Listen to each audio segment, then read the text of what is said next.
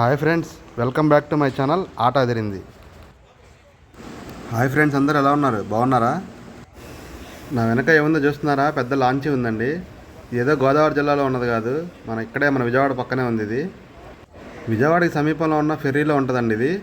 ఇది ఫెర్రీ నుంచి అవతల వైపు గుంటూరు జిల్లా రాయపూడి వరకు ఉంటుంది. 30 గంట సేపు జర్నీ ఉంటుంది. ఇందులో సరదాగా వెళ్ళాను అనమాట, బైక్ తీసుకొని. బైక్ కూడా ఇందులో ఎక్కించాను. ట్రిప్ మొత్తం 30 గంట సేపు పట్టింది. ట్రిప్పును మటుకు మామూలుగా ఎంజాయ్ చేయలేదు. మన గుంటూరు కృష్ణా జిల్లా వాళ్ళు లాంచీలు ఎక్కాలంటే మనమేమి గోదావరి జిల్లాలకు వెళ్ళవసరం లేదు. అంతకు మించి ఎంజాయ్మెంట్ ఇక్కడ ఉంది. నా బండిని లాంచీలు ఎక్కించేసి నేను కూడా లాంచీ ఎక్కాను. లాంచీ బయలుదేరింది. లాంచీ ఒక 100 మీటర్లు ప్రయాణించాక లాంచీలో నుంచి పుష్కర్ ఘాట్ వ్యూ చూడండి ఎలా ఉందో. సూపర్ ఉంది. నేనైతే బాగా థ్రిల్ ఎంజాయ్ చేశాను. ఈ ప్లేస్ని గుర్తుపెట్టారా ఫ్రెండ్స్? 6 సంవత్సరాల క్రితం ఇక్కడ ఒక బోటు తిరగబడి 21 మంది చనిపోయారు. ఆ విషాద సంఘటన జరిగిన ప్రదేశం ఇదే. అది ఇసుక తగిలి బోటు తిరగబడింది. స్పాట్లో 21 మంది చనిపోయారు. రెస్క్యూ టీం వచ్చి మిగతా వాళ్ళని కాపాడింది. అప్పటి నుంచి ఇక్కడ జరిగే లాంచీలన్నింటిలో లైఫ్ జాకెట్లు, సేఫ్టీ ప్రికాషన్స్ అన్నీ పాటిస్తున్నారు, ఎటువంటి ఇబ్బంది జరగకూడదని జనాలకి. ఇదిగోండి కనపడే బండి మందే. ఈ బండి మీద వచ్చాం మనం. ఈ బోట్ జర్నీతో పాటు కృష్ణానది గురించి కూడా కొద్దిగా మీకు చెప్తాను. నాకు తెలిసిన వరకు ఎంజాయ్ చేయండి. ఎన్నో పుణ్య నదులు ప్రవహించే దేశం మన భారతదేశం. మన భారతదేశంలో ప్రవహించే పుణ్యనదుల్లో కృష్ణానది ఒకటి. ఈ కృష్ణానది మన భారతదేశంలో ఉండే పెద్ద నదులలో 3వది. దక్షిణ భారతదేశంలో ఉండే పెద్ద నదుల్లో 2వది. ఈ కృష్ణానది జన్మస్థానం గురించి చెప్తాను వినండి ఫ్రెండ్స్. మహారాష్ట్రలోని పడమటి కనుమలకు ఉత్తరంగా మహాదేవ్ పర్వత శ్రేణిలో సముద్ర మట్టానికి 1327 మీటర్ల ఎత్తులో పంచగంగ ఆలయం సమీపంలో ఉన్న కృష్ణాబాయి ఆలయంలో ఒక చిన్న దారలాగా కృష్ణానది ప్రారంభమై ఒక గొప్ప మహానదిలాగా ఉద్భవిస్తుంది. ఈ కృష్ణానదిలోని నీళ్లు ఆకుపచ్చ, ముదురాకుపచ్చ రంగులో ఉంటాయండి.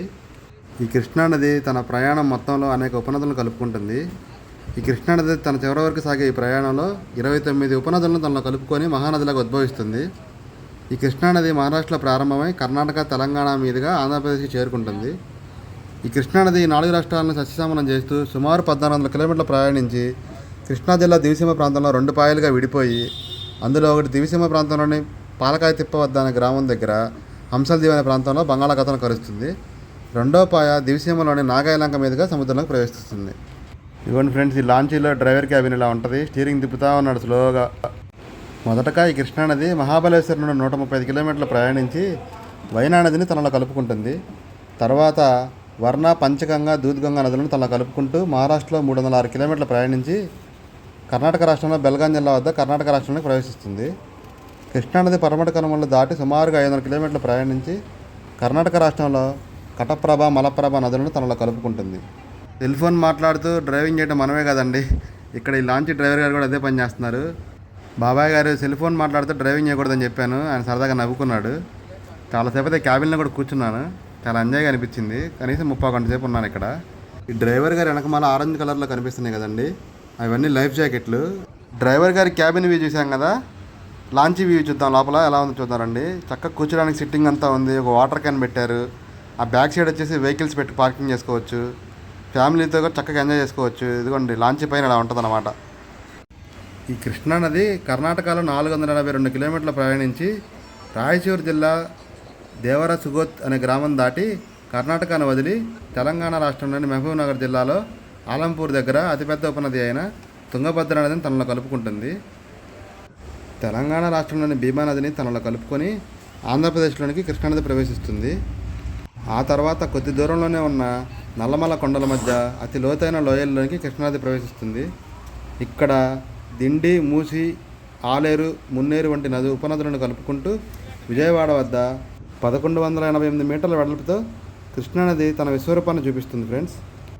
ఈ లాంచీలో టికెట్స్ అయితే 50 రూపాయలు పడింది. నాకు 50 రూపాయలు, బండికి 50 రూపాయలు, 100 రూపాయలు. ఇదిగోండి ఫ్రెండ్స్, డ్రైవర్ క్యాబిన్లో నుంచి వ్యూ ఇలా ఉంది. చాలాసేపు కూర్చున్నాను డ్రైవర్ పక్కన ముచ్చట్లాడుతూ. ఆయన కూడా విసుకోకుండా పాపం సమాధానం చెప్పాడు. ఈ కనబడే అతను క్లీనరు. డ్రైవర్కి పర్సనల్ ఫోన్ ఇస్తే పక్కకి వెళ్ళాడు మాట్లాడడానికి.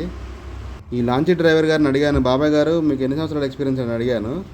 ఆయన నేను 30 సంవత్సరాల నుంచి ఇదే ఫీల్డ్లో ఉన్నానయ్యా, లాంచీలు మాత్రం చాలా మారినాయి అన్నాడు. ఎన్ని వరదలు చూసుంటాడో. ఈ డ్రైవర్ గారి చేతిలో స్టీరింగ్ చూసి నేను కూడా అటు ఇటు తిప్పుదాం అనుకున్నా, కానీ భయం వేసి అడగలేదు. అడిగినా వాళ్ళు ఎవరు అనుకోండి, ఇదే జోక్గా అంటున్నాను ఫ్రెండ్స్. విజయవాడకు సమీపంలో ఉన్న ఈ ఫెర్రీ వద్ద లాంచీ ఎక్కాము. ఈ ఫెర్రీ వద్ద గోదావరి నదిలోని ఒక పాయ కృష్ణానదిలో కలుస్తుంది. ఈ కృష్ణా గోదావరి పవిత్ర సంగమం వద్ద ప్రతిరోజు సాయంత్రం సమయాల్లో హారతిస్తూ ఉంటారు కృష్ణానదికి. ఈ లాంచీలో నుంచి మీకు డ్రోన్ షాట్ చూపిద్దాం అనుకున్నాను ఫ్రెండ్స్, కానీ మన దగ్గర డ్రోన్ లేదు. మీరు త్వరగా సబ్స్క్రైబ్ చేసి త్వరగా లైక్లు కొట్టి కామెంట్లు పెట్టేస్తే మనం త్వరగా డ్రోన్ కొందాం. మీకు ప్రతిదీ డ్రోన్ షాట్ చూపిస్తాను. డ్రైవర్కి అదే టికెట్లు తీసుకుంటున్నారు అందరి దగ్గర, సేమ్ మన బస్సులో తీసుకున్నట్టే తీసుకుంటున్నారు, కండక్టర్ లాగా అనమాట. నాకు చాలా ఫన్నీగా అనిపించింది. ఈయన దగ్గర స్కానర్ కూడా ఉంది, Google pay scanner, PhonePe scanner అన్నీ ఉన్నాయి. ఈ లాంచీలో ఒకేసారి 20 బైకులని ఎక్కించవచ్చంట. ప్రస్తుతానికి 5-6 ఎక్కినాయి. సైకిళ్ళు కూడా ఉన్నాయి. బైక్కి ఎంత ఛార్జ్, మనిషికి అంత ఛార్జ్ సేమ్. ఈ ఇంజిన్ వాటర్ కూల్డ్ ఇంజిన్ అవ్వడం వల్ల దీనికి రేడియేటర్ ఉండదు, అందుకని ఇలా వాటర్ని తోస్తూ ఉంది బయటికి. కృష్ణానదిని చూసారా ఫ్రెండ్స్ ఎంత అందంగా ఉందో. ఆ ఎదురుగా కనపడే పొగ్గొట్టాలు థర్మల్ పవర్ స్టేషన్ కొండపల్లిలో ఉంటుంది. మొన్న వచ్చిన వరదల కారణంగా ఈ లాంచీ సర్వీస్ని ఆపేశారంట. ఒక 2 days బ్యాకే ఈ లాంచీ సర్వీస్ వదిలారు, మన కోసం వదిలినట్టుంది. అది కూడా నేను రావటం, లాంచీ బయలుదేరటం ఒకేసారి జరిగింది. వరదలు వచ్చిన ప్రతిసారి ఈ లాంచీ సర్వీస్ని ఆఫ్ చేస్తారంట. వరదలు పూర్తిగా తగ్గిన తర్వాత మాత్రమే మళ్ళీ మొదలు పెడతారు. ఇదిగోండి ఫ్రెండ్స్, ఆ పవర్ ప్రాజెక్ట్ని మళ్ళీ జూమ్ చేసి చూస్తున్నాం చూడండి.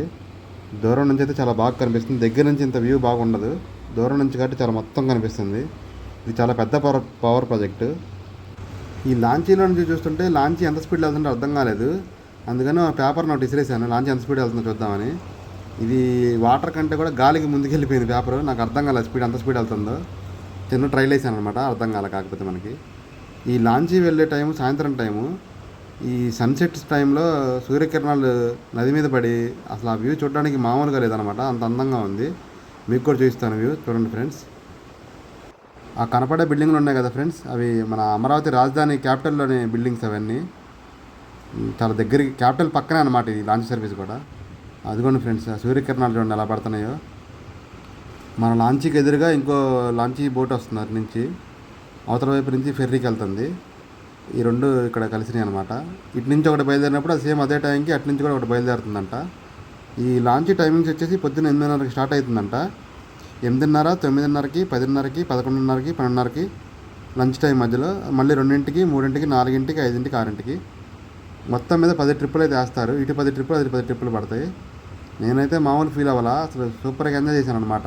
చూసారా ఎలా కనిపిస్తుందో లాంచీ, సేమ్ మనం కూడా అలాంటి లాంచీలోనే ఉన్నాం అనమాట. ఈ లాంచీలో వెలగపూడి నుంచి ఫెర్రీ వైపుకి వెళ్ళడానికి ఒక 30 గంట టైం పడుతుంది. సుమారుగా ఒక 20-25 కిలోమీటర్లు దూరం కలిసి వస్తుంది, టైం కూడా కలిసి వస్తుంది అనమాట. విజయవాడ వెళ్ళి తిరిగి రావాలి, విజయవాడలో ట్రాఫిక్ అంతా అధిగమించి రావాలి, అదంతా ఇటు సేవ్ అవుతుంది అనమాట. మీరు కూడా ఖాళీ టైం ఉన్నప్పుడు ఒకసారి మీ ఫ్యామిలీతో ఒక ట్రిప్ వేసేయండి. ఇటు పిల్లలు ఉంటే పిల్లలు చాలా బాగా ఎంజాయ్ చేస్తారు.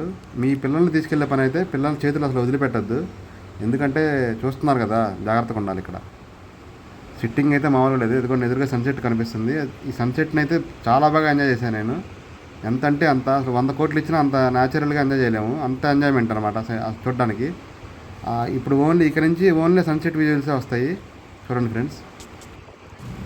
ఈ కృష్ణానది విషయానికి వస్తే, కృష్ణానది మీద మొత్తం 7 ఆనకట్టలు ఉన్నాయి. అందులో మొట్టమొదటి ఆనకట్ట ఆల్మట్టి డ్యామ్ అని పిలువబడే లాల్ బహదూర్ శాస్త్రి గారి డ్యాము. ఈ డ్యాము నీటి సామర్థ్యం వచ్చేసి 163 TMCలు. రెండవది నారాయణపూర్ డ్యామ్ అని పిలువబడే బసవసాగర్ డ్యాము. ఈ డ్యాము నీటి సామర్థ్యం వచ్చేసి 37 TMCలు. తెలంగాణ రాష్ట్రంలోని జోగులాంబ గద్వాల జిల్లాలో ఉన్న జోరాల ప్రాజెక్టు తర్వాతది. ఈ డ్యామ్ సామర్థ్యం వచ్చేసి 11.94 TMCలు. నాలుగోది వచ్చేసి శ్రీశైలం డ్యామ్ అని పిలువబడే నీలం సంజీవరెడ్డి సాగర్. ఈ డ్యామ్ నీటి సామర్థ్యం వచ్చేసి 215 TMCలు. ఐదవది నాగార్జున సాగర్ డ్యామ్ అని పిలువబడే నందికొండ ప్రాజెక్టు. ఈ నాగార్జున సాగర్ డ్యామ్ తెలంగాణలోని నల్గొండ జిల్లా, ఆంధ్రప్రదేశ్లోని గుంటూరు జిల్లాల మధ్య సరిహద్దుల్లో ఉంటుంది.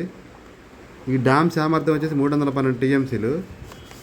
ఆరవది వచ్చేసి ఆంధ్రప్రదేశ్ రాష్ట్రంలోని పులిచింతల ప్రాజెక్టు అని పిలువబడే కేఎల్ రావు సాగర్ ప్రాజెక్టు. దీని నీటి సామర్థ్యం వచ్చేసి 45.8 TMCలు.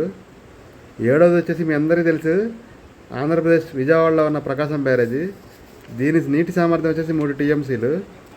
చూసారా ఫ్రెండ్స్, విజయవాడలో ఎంత అందంగా ఉంటుందో కృష్ణానదిని. చూసారా సన్సెట్ ఎలా కనిపిస్తుందో. మనం కూడా ఈ కొన్ని లక్షల ఎకరాలకు సాగునీటిని మరియు కొన్ని కోట్ల మందికి తాగునీటిని అందించే కృష్ణానదిని కలుషితం కాకుండా చూద్దాం, అది మనందరి బాధ్యత కూడా. సన్సెట్ విజువల్స్ చూడండి ఎలా ఉన్నాయో. ఈ వీడియో కనుక మీకు నచ్చినట్లయితే లైక్ చేయండి, షేర్ చేయండి, తప్పకుండా సబ్స్క్రైబ్ చేయండి ఫ్రెండ్స్. బెల్ సింబల్ కూడా కొట్టండి. ఇంతకీ కృష్ణానదిలోని నీళ్లు పచ్చగా ఎందుకుంటే మీలో ఎవరికైనా తెలిస్తే కామెంట్ చేయండి. నాకైతే తెలీదు. ఏదో మహారాజుకి ఇచ్చిన శాపమని కొద్దిగా చిన్న స్టోరీ తెలుసు కానీ క్లారిటీ తెలియదు నాకు. ఇప్పుడు దాకా మీకు చెప్పిన డీటెయిల్స్ మొత్తం నేను గూగుల్లో సెర్చ్ చేసి తెలుసుకున్నాయి. నాకంతటి నేను చెప్పినవి కాదు. నేను చెప్పిన వాటిల్లో ఏమైనా తప్పులుంటే క్షమించండి ఫ్రెండ్స్. ఇదిగోండి ఫ్రెండ్స్, ఈ విజువల్ చూడండి ఎలా ఉంటుందో. సూపర్గా ఉంటుంది అన్నమాట ఈ షాట్. ఎంత అద్భుతంగా ఎంజాయ్ చేశానంటే ఈ షాట్. ఈ ఉండే కొద్దీ చీకటి పడుతుంది, సన్సెట్ దగ్గరికి వస్తుంది, సూర్యకిరణాలు అన్నీ నది మీదకి వస్తున్నాయి. అది చూడడానికి కన్నుల విందుగా ఉందన్నమాట. అసలు నేను వెళ్ళిన టైం ఏమో కానీ సూపర్గా ఎంజాయ్ చేశాను అనమాట. మామూలుగా అంటే మామూలుగా కాదు. ఇది ఎంత చెప్పినా తక్కువే. మీరు కూడా ఒకసారి ట్రై చేయండి. ఎప్పుడన్నా ఫ్రీగా ఉన్నప్పుడు చెప్పండి, చెప్తాను, అడ్రస్ చెప్తాను. లేదంటే తీసుకెళ్ళమన్నా తీసుకెళ్తాను అనమాట. మీలో ఎంతమందికి సన్ రైజ్ సన్సెట్ ఇష్టం చెప్పండి. ఇలా ఎంతమంది చూశారు సన్సెట్? ఎంతమంది మీలో లాంచీలో వెళ్తే ఇలా సన్సెట్ సన్ రైజ్ చూశారు చెప్పండి. చూసే వాళ్ళకి ఇదేదో గోదావరి జిల్లాలో గోదావరి నదిలాగా ఉంటుంది, కానీ ఇక్కడ మన పక్కన లాంచీ ఉందని చాలామందికి తెలియదు. మీలో ఎవరైనా ట్రై చేయండి ఖచ్చితంగా. చాలా మంచి ఎక్స్పీరియన్స్ని అనుభూతి చెందుతారు. మీ లైఫ్ లాంగ్ గుర్తుండిపోతుంది అనమాట. ఆ సూర్యకిరణాలు పడి వాటర్ మొత్తం బంగారు కలర్లో కనిపించినాయి, గోల్డ్ కలర్లో కనిపించినాయి అనమాట.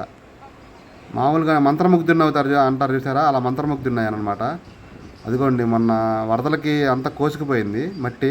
సుమారుగా 10 అడుగుల హైట్ వరకు పారినట్టున్నాయి. మట్టి అంతా కోసుకుపోయిందంట. ఊర్లు ఖాళీ చేసి వెళ్ళిపోయారంట భయం వేసి. ఈ సూర్యాస్తమయ సమయంలో ఆ సూర్యుడిని చూస్తే అలాగే ఉండిపోయాను నేను. ఇంకే విజువల్స్ తీయలేదు, ఓన్లీ ఆ సన్సెట్ విజువల్సే తీస్తున్నాను. ఎందుకంటే ఎక్కువసేపు ఉండదు కదా. ఉండే కొద్దీ బ్రైట్నెస్ పెరిగింది. ఆ వాటర్ ఎఫెక్టో మరేమో భలే కనపడింది అసలు చూడడానికి మాత్రం. ముందుకు వెళ్ళిపోయి చూశాను అసలు బాగా. ఇంకా అక్కడే ఉన్నాను అచ్చంగా ఆ లాస్ట్ వరకు. చూడండి ఫ్రెండ్స్, వాటర్ అలా కనిపిస్తుంది గోల్డ్ కలర్లో. ఇది కూడా నిందా చెప్పాను కదా, వరదలకి మొత్తం మట్టి అంతా కోసుకుపోయిందని. ఇంచుమించుగా అరకరం పైన కోసుకుపోయినట్టుంది ఒక్కొక్కళ్ళది. 10 అడుగులు పై వరకు వెళ్ళిపోయినాయి అంట. మట్టి అంతా వెళ్ళిపోయింది. అదంతా మళ్ళీ బొడవాలంటే కుదరని పని. పాపం వాళ్ళకు కూడా చాలా నష్టం జరిగినట్టుంది. ఇదిగోండి, ఆ కనపడే పాయింట్ వచ్చేసేసి మేము దిగే పాయింట్. ఇదిగోండి ఫ్రెండ్స్, ఈ వీడియోలో ఇది లాస్ట్ విజువల్ సన్సెట్. ఇది ఎంత అద్భుతంగా ఉందంటే అంత అద్భుతంగా ఉంది.